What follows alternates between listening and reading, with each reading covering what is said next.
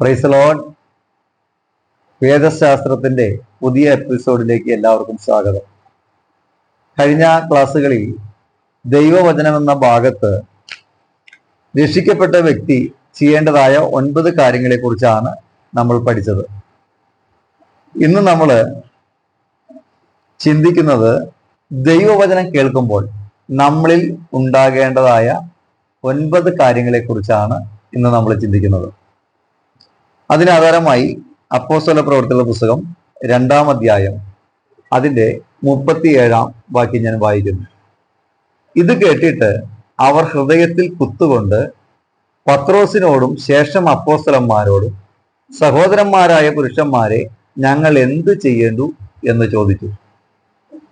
അപ്പോൾ ഇവിടെ പെന്തക്കോസ്ത് നാളിലെ ആദ്യത്തെ പ്രസംഗമാണ് നമ്മളിവിടെ കാണുന്നത്. പെന്തക്കോസ്ത് നാളിൽ ഏകദേശം 120 പേർ, യേശുവിൻ്റെ അമ്മ ഉൾപ്പെടെ 120 പേർ കർത്താവ് പറഞ്ഞ പിതാവിനോട് കേട്ട വാഗ്ദത്തത്തിന് വേണ്ടി കാത്തിരുന്നപ്പോൾ പരിശുദ്ധാത്മാവ് എല്ലാവരുടെ മേലും വന്നു. അവർ പരിശുദ്ധാത്മാവ് നിറഞ്ഞവരായി അന്യഭാഷകളിൽ സംസാരിച്ചു എന്ന് വചനത്തിൽ എഴുതി വച്ചിരിക്കുന്നു. അപ്പോസ്തല പ്രവൃത്തി 2-ാം അധ്യായം 1 മുതൽ 4 വരെയുള്ള വാക്യങ്ങൾ. അങ്ങനെ പരിശുദ്ധാത്മാവരുടെ മേൽ പകരപ്പെട്ട് കഴിഞ്ഞപ്പോൾ 11 പേരോടുകൂടെ എഴുന്നേറ്റ് നിന്ന് പത്രോസ് പ്രസംഗിക്കുന്ന പ്രസംഗത്തിന്റെ ഭാഗമാണ് നമ്മളിപ്പോൾ വായിച്ചത്. അപ്പോൾ ആ പ്രസംഗം കഴിഞ്ഞപ്പോൾ, അതായത് അവിടെ പറഞ്ഞെങ്ങനെയാണ്, ആ പ്രസംഗത്തിന്റെ അവസാന ഭാഗത്ത് പത്രോസ് ഇങ്ങനെ പറയുന്നു: ആകയാൽ നിങ്ങൾ ക്രൂശിച്ച ഈ യേശുവിനെ തന്നെ ദൈവവും കർത്താവും ക്രിസ്തുവുമാക്കി വെച്ചു എന്ന് ഇസ്രായേൽ ഗ്രഹമൊക്കെയും നിശ്ചയമായി അറിഞ്ഞുകൊള്ളട്ടെ. അതായത് നിങ്ങളുടെ പാപങ്ങളാണ് യേശു ക്രിസ്തു ക്രൂശിക്കപ്പെടുവാൻ കാരണം. നിങ്ങളാണ് യേശുവിനെ ക്രൂശിച്ചതെന്ന് യഹൂദന്മാരുടെ മുഖത്ത് നോക്കി പത്രോസ്ലീഹ പ്രസംഗിച്ചു കഴിഞ്ഞപ്പം 37-ാം വാക്യം, ഇത് കേട്ടിട്ട് അവർ ഹൃദയത്തിൽ കുത്തുകൊണ്ടു പത്രോസിനോടും ശേഷാപ്പോസ്തലന്മാരോടും, സഹോദരന്മാരായ പുരുഷന്മാരെ, ഞങ്ങൾ എന്തു ചെയ്യേണ്ടു എന്ന് ചോദിച്ചു. തുടർന്നാണ് പത്രോസ്ലീഹ പറയുന്നത് 38-ാം വാക്യം, നിങ്ങൾ മാനസാന്തരപ്പെട്ട് നിങ്ങളുടെ പാപങ്ങളുടെ മോചനത്തിനായി യേശു ക്രിസ്തുവിന്റെ നാമത്തിൽ സ്നാനമേൽപ്പീൻ, എന്നാൽ പരിശുദ്ധാത്മാവ് എന്ന ദാനം ലഭിക്കും. തുടർന്നാണ് സഭയുടെ അടിസ്ഥാന ഉപദേശങ്ങൾ എന്ത് ചെയ്യുന്നത് പത്രോസ്ലീഹ പറയുന്നത്. അപ്പോൾ ഇവിടെ പത്രോസ് പ്രസംഗിച്ച ദൈവവചനം കേട്ടപ്പോൾ ഇവരുടെ ഹൃദയത്തിൽ കുത്തുകൊണ്ടു. അപ്പോൾ വചനം കേൾക്കുമ്പോൾ നമ്മുടെ ഹൃദയത്തിൽ എന്ത് ചെയ്യണം? ആദ്യമായി നമുക്ക് ഉണ്ടാകേണ്ടത് ഒരു കുത്ത് കൊള്ളപ്പെടണം. അപ്പൊ എന്തുകൊണ്ട് ഇത് ഇവിടെ പറയുന്നത്? ജാതികൾക്ക് വേണ്ടിയല്ലേ, രക്ഷിക്കപ്പെടാത്തവർക്ക് വേണ്ടിയല്ലേ ഇവിടെ എഴുതിയിരിക്കുന്നതെന്ന് നമ്മൾ ചിന്തിച്ചാലും ഇന്ന് യഥാർത്ഥത്തിൽ ദൈവസഭയിലാണ് മാനസാന്തരത്തിന്റെ പ്രസംഗം ആവശ്യമായിരിക്കുന്നത്. കാരണം ജാതികളെക്കാളും മ്ലേച്ഛമായി നടക്കുന്ന ഒരു വല്ലാത്ത കാലഘട്ടത്തിലേക്ക് നമ്മൾ ഇന്ന് ദൈവസഭകൾ പോയിക്കൊണ്ടിരിക്കുകയാണ്. മദ്യപന്മാരും തല്ലും അടിയും വഴക്കും ബഹളവും എലക്ഷനും രാഷ്ട്രീയവും എന്ന് വേണ്ട ഇങ്ങനെ സഭയിലേക്ക് സകലവിധമായ ദുരാചാരങ്ങളും അനാചാരങ്ങളും അമ്മയെ കടന്നു വന്നിരിക്കുകയാണ്. പണ്ട് ഉപേക്ഷിച്ചതിനൊക്കെ ഇന്ന് കുനിഞ്ഞു പെറുക്കിക്കൊണ്ടിരിക്കുന്ന വല്ലാത്തൊരു കാലഘട്ടത്തിലേക്ക് ആയിക്കൊണ്ടിരിക്കുകയാണ്. ഇന്ന് മാനസാന്തരം യഥാർത്ഥമായിട്ട് ദൈവസഭയിലേക്കാണ് വേണ്ടത്. അപ്പോൾ ദൈവവചനം കേൾക്കുമ്പോൾ ഒന്നാമതായി ഉണ്ടാകേണ്ട കാര്യം എന്താണ്?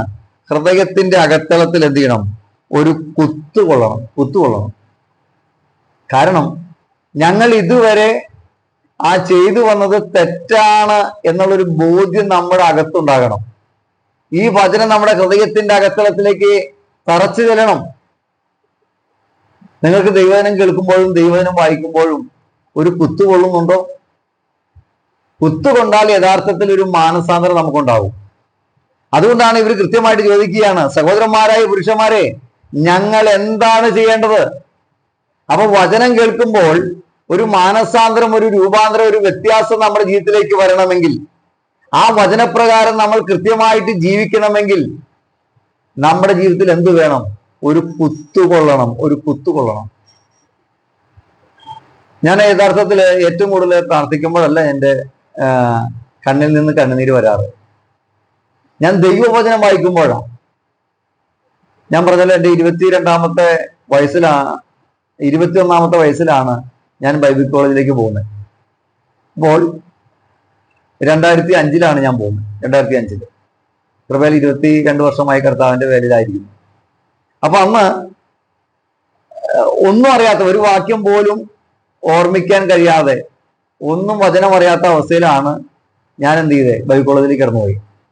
പക്ഷെ എനിക്ക് ആഴമായൊരു സമർപ്പണം ഉണ്ടായിരുന്നു. ദൈവവചനം പഠിക്കണം, കർത്താവിന്റെ വേലയ്ക്ക് ഇറങ്ങണം. കാരണം എന്നോട് ആരും പറഞ്ഞിട്ടല്ല ഞാൻ കർത്താവിന്റെ വേലയ്ക്ക് ഇറങ്ങിയത്. എൻ്റെ മൂത്ത ജ്യേഷ്ഠൻ രാജേഷ് പാസ്റ്റർ, അദ്ദേഹം മാളയിലാണ്, 24 വർഷമായിട്ട് മാളയിലെ ഒരു സഭയിലെ പാസ്റ്ററായിട്ടിരിക്കുന്നു.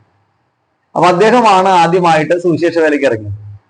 അപ്പൊ അദ്ദേഹം ഇറങ്ങുന്നതിനൊരു കാരണം ഉണ്ടായിരുന്നു. കുഞ്ഞുനാളില് അദ്ദേഹത്തിന് അസുഖം പിടിച്ചിങ്ങനെ മരിക്കാറായി. അപ്പോൾ എൻ്റെ അമ്മ ഒരു നേർച്ച നേർന്നു, കർത്താവേ, ഈ മകനെ എനിക്ക് തിരിച്ചു തന്നാൽ ഞാൻ അങ്ങയുടെ വേലയ്ക്ക് വേണ്ടി പൂർണ്ണമായിട്ട് അവനെ സമർപ്പിക്കാം, അവനെ വേലയ്ക്ക് വിടാമെന്ന് തീരുമാനമെടുത്തു. അങ്ങനെ ദൈവം സൗഖ്യം കൊടുത്തു. അങ്ങനെ അദ്ദേഹം സുഖം പ്രാപിച്ച് പിന്നെ പഠിച്ച് പഠനം കഴിഞ്ഞ ശേഷം ഇദ്ദേഹം ഇതൊക്കെ മറന്നുപോയി. അങ്ങനെ ഇദ്ദേഹം എന്ത് ചെയ്തു, ജോലിക്ക് പോയി കഴിഞ്ഞപ്പം കുറച്ച് ദിവസം കഴിഞ്ഞപ്പം ഇദ്ദേഹത്തിന് വീണ്ടും സുഖമില്ലാതെയായി.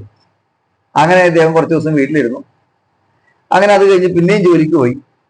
പിന്നെയും ഇതുപോലെ എന്ത് സുഖമില്ലാണ്ടായി. അപ്പൊ ഇദ്ദേഹത്തിന് ഒരു കാര്യം, എന്തോ ഒരു കുഴപ്പമുണ്ടെന്ന് മനസ്സിലായി. അങ്ങനെ അമ്മയായിട്ട് സംസാരിച്ചു കഴിഞ്ഞപ്പോൾ അമ്മ പറഞ്ഞു, മോനെ, ഞാൻ നിന്നെ പൂർണ്ണ സുവിശേഷ വേലയ്ക്ക് വേണ്ടി നേർന്നിട്ടുണ്ടെന്ന് പറഞ്ഞു കുഞ്ഞുനാളിൽ. അങ്ങനെ അദ്ദേഹം ആ ദൈവികാലനെ ഏറ്റെടുത്ത് ബൈബിൾ കോളേജിലേക്ക് പോയി. അപ്പൊ ഞാൻ അമ്മയോട് പറയും, ഇതേപോലെ പറയും, അമ്മ, ചേട്ടന് നേർന്നതുപോലെ എന്നെ സുവിശേഷ വേലയ്ക്ക് എന്ത് ചെയ്യരുത്, നേരരുത്, എനിക്ക് അതിന് സമയം ഉണ്ടാവില്ല. ഞാൻ ഇടയ്ക്ക് പറയായിരുന്നു. കാരണം ഞാൻ ജ്യേഷ്ഠന്റെ ചർച്ചിൽ ഞാൻ ഇടയ്ക്ക് പോയി നിൽക്കാറുണ്ട്. അപ്പം അവിടുത്തെ ഓരോ സഭകളിലെ പ്രശ്നങ്ങളും ചേട്ടൻ അനുഭവിക്കുന്ന കാര്യങ്ങളൊക്കെ മനസ്സിലാവുമ്പോൾ എനിക്ക് താല്പര്യം ഉണ്ടായിരുന്നില്ല, കർത്താവിന്റെ വേലയ്ക്ക് വേണ്ടി താല്പര്യം ഉണ്ടായിരുന്നില്ല. അപ്പൊ അങ്ങനെ ഞാനങ്ങനെ കൊടകരയിൽ ക്ലർക്കായിട്ടൊരു ജോലി കിട്ടി. അങ്ങനെ അവിടെ ജോലി ചെയ്തുകൊണ്ടിരിക്കുമ്പോൾ എൻ്റെ മനസ്സിൽ ആരോ പറയുന്നു, നീ കർത്താവിന്റെ വേലയ്ക്ക് ഇറങ്ങണം, എൻ്റെ വേലയ്ക്ക് ഇറങ്ങണം, ബൈബിൾ കോളേജിൽ പോകണം, വചനം പഠിക്കണം എന്ന് ഒരു ഉൾവിളി എനിക്കുണ്ടായി. അപ്പൊ അങ്ങനെ ഞാൻ തീരുമാനിച്ചു, ഞാൻ കർത്താവിന്റെ വേലയ്ക്ക് ഇറങ്ങാൻ തീരുമാനിച്ചു. ഞാൻ അവിടെ നിന്ന് അമ്മേനെ വിളിച്ചു, അമ്മ, ഞാൻ കർത്താവിന്റെ വേലയ്ക്ക് ഇറങ്ങാണ്, ബൈബിൾ കോളേജിൽ പോവാണ് എന്ന് പറഞ്ഞു. അപ്പൊ അമ്മ എന്നോട് പറഞ്ഞു, മോനെ, നീയല്ലേ എന്നോട് പറഞ്ഞത് ചേട്ടന് നേർന്ന പോലെ എന്നെ നേരണ്ട, എനിക്ക് സമയം ഉണ്ടാകില്ലെന്ന് നീയല്ലേ എന്നോട് പറഞ്ഞേ. ഞാൻ പറഞ്ഞു, അതൊക്കെ ശരിയാണ് അമ്മ, പക്ഷെ എൻ്റെ ഹൃദയത്തിൽ ദൈവാത്മാവ് സംസാരിക്കുന്നു, കർത്താവിന്റെ വേലയ്ക്ക് ഇറങ്ങണം. അങ്ങനെ എൻ്റെ സാറ് പറഞ്ഞില്ല, ജോഷി പോകാൻ പറ്റില്ല, കാരണം ഇവിടുത്തെ കാര്യങ്ങളൊക്കെ സാറ് പോകേണ്ട സ്ഥലത്തൊക്കെ ഞാനാണ് പോകുന്നത്. വിശ്വസ്തമായിട്ട് ഞാൻ അവിടെ നിൽക്കുന്നതുകൊണ്ട് എല്ലാ സ്ഥലങ്ങളിലും ഞാനാണ് പോകുന്നത്.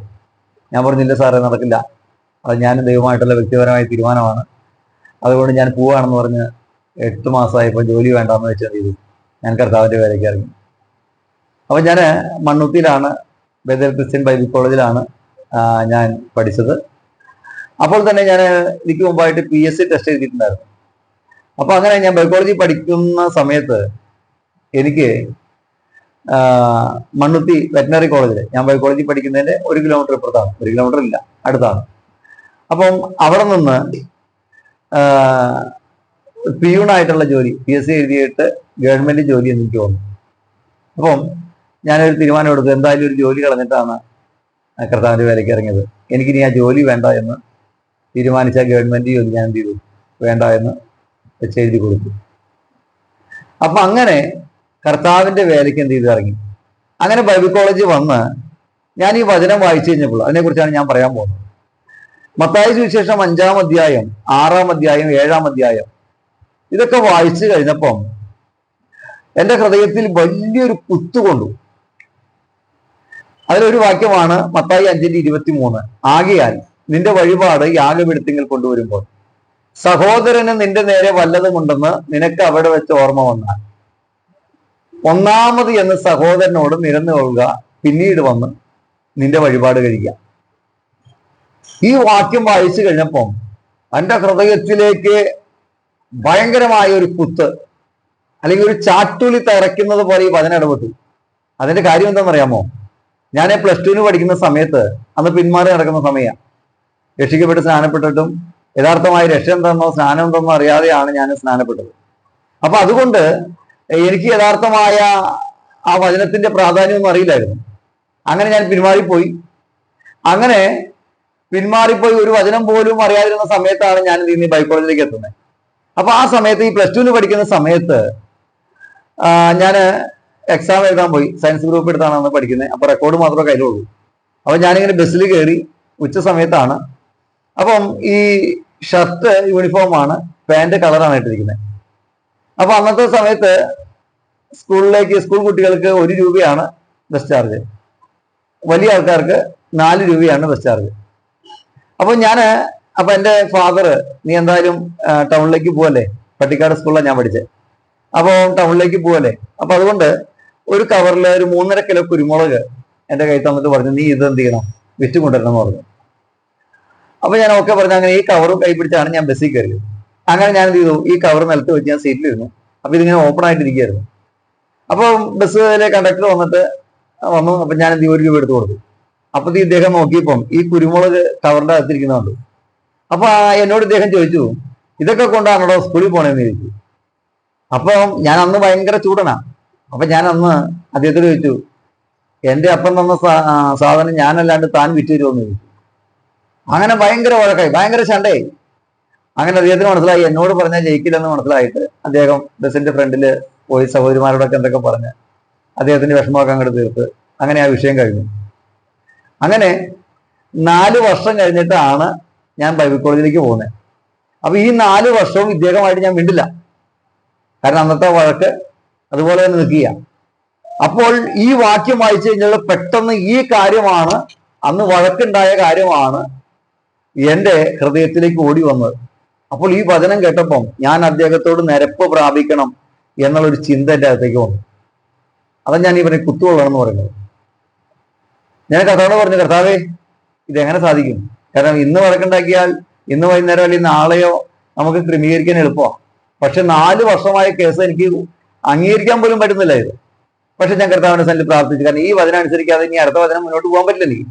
നമ്മൾ ഓരോ വചനം അനുസരിക്കുമ്പോഴാണ് അടുത്ത വചനം കർത്താവ് നമുക്ക് വെളിപ്പെടുത്തി തരുള്ളൂ. അങ്ങനെ ഞാൻ പ്രാർത്ഥിച്ചു. കർത്താവ് എനിക്കൊരു കൃപ തന്നു. അപ്പോൾ 2 കാര്യങ്ങളാണ് ഞാൻ ചെയ്യേണ്ടത്. ഒന്ന്, ഞാൻ പലപ്പോഴും സ്കൂളിലേക്ക് യൂണിഫോം ഇട്ട് പോകും. എന്നിട്ട് സ്കൂളിൽ ചെന്നിട്ട് ഡ്രസ്സ് മാറി കളർ ഡ്രസ്സ് ഇട്ടിട്ട് ഞാൻ സിനിമയ്ക്ക് പോകുമായിരുന്നു. അപ്പൊ യഥാർത്ഥത്തിൽ ഇദ്ദേഹത്തെ വഞ്ചിക്കുക. 4 രൂപ കൊടുക്കേണ്ടതിന് പകരം 1 രൂപയാണ് കൊടുക്കുന്നത്. അപ്പൊ 3 രൂപ എന്ത് ചെയ്തു, ഇദ്ദേഹത്തെ പറ്റിച്ചു. അപ്പോൾ ഞാൻ എന്ത് ചെയ്തു, ഒരു 100 രൂപ സംഘടിപ്പിച്ചു. അങ്ങനെ 100 രൂപയും കൊണ്ട് ഞാൻ എന്ത് ചെയ്യാണ്, തൃശ്ശൂർ സെക്കൻഡ് സ്റ്റാൻഡിലേക്ക് പോവാണ്. ഈ ബസ് അവിടെ വന്ന് നിർത്തുന്ന സമയത്ത് ഞാൻ അവിടെ ചെല്ലണം. അങ്ങനെ അവിടെ ചെന്നു. അപ്പൊ അദ്ദേഹത്തിന്റെ പേര് സജി എന്നാണ്, ചെറമ്പാട്ടൻ സജി, എല്ലാവർക്കും അറിയാം. അപ്പം ഞാൻ അവിടെ ചെന്നിട്ട് ഈ സജി ചേട്ടൻ അവിടെ നിന്ന് ഇറങ്ങി വന്നു. ഞാൻ പറഞ്ഞു, സജി ചേട്ടാ, എന്നോട് മനഃപൂർവ്വമായി ക്ഷമിക്കണം. ഞാൻ നിങ്ങളോട് അന്ന് മനഃപൂർവ്വമായി വഴക്കുണ്ടാക്കിയതാണ്, എന്നോട് ക്ഷമിക്കണം എന്ന് പറഞ്ഞു. അപ്പോഴത്തേക്കും ഇദ്ദേഹത്തിന്റെ കണ്ണുനീരിങ്ങനെ കണ്ണിങ്ങനെ നിറഞ്ഞു വരാൻ തുടങ്ങി. ഞാൻ എന്നിട്ട് ഈ 100 അദ്ദേഹത്തിന്റെ കൈ കൊടുത്തു. എന്നിട്ട് ഞാൻ പറഞ്ഞത് നിങ്ങൾക്ക് അവകാശപ്പെട്ട കാശാണ്, പലപ്പോഴും ഞാൻ നിങ്ങളെ പറ്റിച്ച കാശാണ്, ഇത് പിടിക്കണമെന്ന് പറഞ്ഞു. അപ്പൊ ഇദ്ദേഹം പറഞ്ഞു, അയ്യോ എനിക്കിതൊന്നും വേണ്ടെന്ന് പറഞ്ഞു. ഞാൻ പറഞ്ഞു, പറ്റില്ല, ഇത് നിങ്ങൾ പിടിച്ചേ പറ്റുന്നു പറഞ്ഞാൽ കാശ് കൊടുത്തു. അന്നുണ്ടായ ഒരു സംഭവം എന്താണെന്നറിയാമോ? എൻ്റെ ഹൃദയത്തിന്റെ അകത്ത് നിന്ന് വലിയൊരു ഭാരം ഇറക്കി വെച്ചതുപോലെ, വലിയൊരു കല്ലിറക്കി വെച്ചാൽ എന്തോ ഒന്ന് ഇറങ്ങിപ്പോയതുപോലെ എന്ത് ചെയ്തു, എനിക്ക് അങ്ങോട്ട് ഫീൽ ചെയ്തു. അന്നാണ് യഥാർത്ഥമായ ഒരു വിടുതൽ എൻ്റെ ജീവിതത്തിലേക്ക് വന്നത്. പിന്നീടാണ് പിന്നെ പല കാര്യങ്ങളും, പലരോടും ക്ഷമ ചോദിക്കേണ്ട കാര്യങ്ങളൊക്കെ ദൈവാത്മാവ് വെളിപ്പെടുത്തുന്നു. അങ്ങനെ പലരോടും ക്ഷമ ചോദിച്ച് ദൈവത്തോടും മനുഷ്യനോടും ഒരു കുറ്റമറ്റ മനസാക്ഷിയോടുകൂടെ മുന്നോട്ട് പോകുവാൻ സഹായിച്ചത് ഈ വിഷയത്തോട് ബന്ധപ്പെട്ടാണ്. അപ്പൊ ഞാൻ പറഞ്ഞു വരുന്നത്, ദൈവവചനം വായിക്കുമ്പോൾ, ദൈവവചനം കേൾക്കുമ്പോൾ നമ്മുടെ ജീവിതത്തിൽ എന്ത് ചെയ്യുന്നത്, കുത്തുകൊള്ളണം. കുത്തുകൊണ്ടാൽ മാത്രം പോരാ, ഇനി അടുത്തത് എന്താണ് ചെയ്യേണ്ടതെന്നും കൂടെ നമ്മൾ തീരുമാനിച്ചെന്തിനാ അതിനു വേണ്ടി ഇറങ്ങി പുറപ്പെടണം. ഇവരേതാണ് അവരുടെ ഹൃദയത്തിൽ കുത്തുകൊണ്ടു. അവർ കുത്തുകൊണ്ടിട്ട് അങ്ങനെ ഇരിക്കല്ല ചെയ്തത്. പത്രോസിനോട് ചോദിക്കുകയാണ്, ഞങ്ങൾ രക്ഷപ്രാപിപ്പാൻ എന്താണ് ചെയ്യേണ്ടത്? അങ്ങനെ എന്താണ് ചെയ്യേണ്ടതെന്നുള്ള അടിസ്ഥാന ഉപദേശങ്ങൾ പറഞ്ഞു കൊടുത്തു. പറഞ്ഞു കൊടുത്തു കഴിഞ്ഞപ്പോൾ അവർ രക്ഷിക്കപ്പെട്ടുവെന്നും 3000 പേര് സ്നാനപ്പെട്ടുവെന്നും താഴെ ഭാഗങ്ങൾ എഴുതി വെച്ചിരിക്കുക. അപ്പോൾ കുത്തുകൊണ്ടതിന്റെ അതിന്റെ ഫലം പിന്നീട് അവിടെ വെളിപ്പെടുകയാണ്. അപ്പൊ യഥാർത്ഥത്തിൽ ഇതേപോലെ തന്നെയാണ് നമ്മൾ യോനയുടെ പുസ്തകം പഠിക്കുമ്പോൾ, നിനവേയില് നോഹ ചെന്ന് പ്രസംഗിച്ചു കഴിഞ്ഞപ്പോൾ യഥാർത്ഥത്തിൽ അവരുടെ ഹൃദയത്തിൽ യഥാർത്ഥമായി കുത്തുകൊണ്ടു. 40 ദിവസം കൊണ്ട് ഈ നിനവെ പട്ടണത്തെ ദൈവം നശിപ്പിക്കുമെന്നുള്ള ദൂത് അവിടെ കൊടുത്തു കഴിഞ്ഞപ്പോ ആ രാജാവ് ഈ കാര്യങ്ങൾ ഏറ്റെടുത്തു. ഈ ദൈവത്തിന്റെ അരുളപ്പാടുകളെ ഏറ്റെടുത്തുകൊണ്ട് മാനസാന്തരപ്പെട്ടു. അല്ലേ? കുഞ്ഞുങ്ങൾ മുതല് മൃഗങ്ങൾ വരെ എന്ത് ചെയ്തു? ഉപവസിച്ചു എന്നായിരിക്കുന്നത്. എന്നിട്ട് അതിന്റെ 3-ാം അധ്യായം 10-ാം വാക്യത്തിൽ എഴുതി വെച്ചിരിക്കുന്നു, അവരുടെ പ്രവർത്തികളാൽ കണ്ടു എന്നാണ്. കേട്ടോ? അപ്പൊ ദൈവത്തിന്റെ വചനം കേട്ട് കഴിഞ്ഞപ്പോൾ അവരുടെ മാനസാന്തരം അവരുടെ പ്രവർത്തികളിൽ വെളിപ്പെട്ടു. അവർ മനം തിരിഞ്ഞത് അവരുടെ പ്രവർത്തികളിൽ വെളിപ്പെട്ടു എന്ന് ദൈവം കണ്ടപ്പോൾ അവർക്ക് വരുത്തുമെന്ന് പറഞ്ഞ അനർത്ഥത്തെ കുറിച്ച് അനുദപിച്ചു. അത് അവർക്ക് വരുത്തിയതുമില്ല. അപ്പൊ യഥാർത്ഥത്തിൽ ദൈവത്തിന്റെ ആലോചന കേട്ടാൽ, ദൈവവചനം കേട്ട് കഴിഞ്ഞാൽ നമ്മുടെ ഹൃദയത്തിൽ കുത്തുകൊണ്ട് നമുക്ക് മാനസാന്തരം ഉണ്ടാകണം. ഇപ്പൊ രക്ഷിക്കപ്പെട്ടു, സ്നാനപ്പെട്ടിട്ടില്ല. അപ്പോൾ സ്നാനം ദൈവത്തിന്റെ കൽപ്പനയാണെന്ന് നമ്മൾ കേട്ടു എന്ന് വിചാരിക്കാം. മത്തായി സുവിശേഷം 28-ാം അധ്യായം 18 മുതലുള്ള വാക്യങ്ങളിൽ യേശുവിന്റെ അന്ത്യകൽപ്പനയാണ് സ്നാനം. അതേപോലെ ഗലാത്യ ലേഖനം 3-ന്റെ 27 വാക്യങ്ങൾ പറയുന്നത് എങ്ങനെയാണ്? ക്രിസ്തുവിനോട് ചേരുവാൻ സ്നാനമേറ്റിരിക്കുന്ന നിങ്ങളെല്ലാവരും ക്രിസ്തുവിനെ ധരിച്ചിരിക്കുന്നു. അവിടെ യേശുവിനോട് ചേരുവാനാണ് സ്നാനം, യേശുവിനെ ധരിക്കുന്നതാണ് സ്നാനം. അതേപോലെ 1 പത്രോസ് 3-ന്റെ